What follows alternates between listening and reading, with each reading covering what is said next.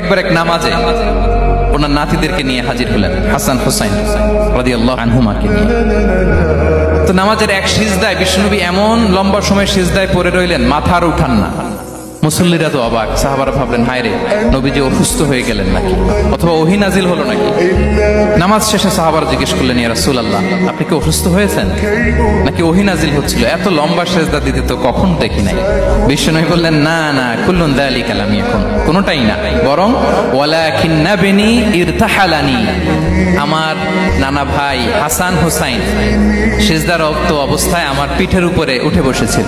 ফাকারিহতু আন উআজ্জিলাহু হাত্তা ইয়াকদিয়া হাজাতা, আমি উঠে গেলে তাদের ডিস্টার্ব হবে, এজন্য সিজদায় পড়েছিলাম। যতক্ষণ তাদের পিঠে উঠে খেলতে মনে চেয়েছে তারা খেলেছে, তারা নেমেছে, তারপরে সিজদা থেকে মাথা উঁচু করে দাঁড়িয়েছি।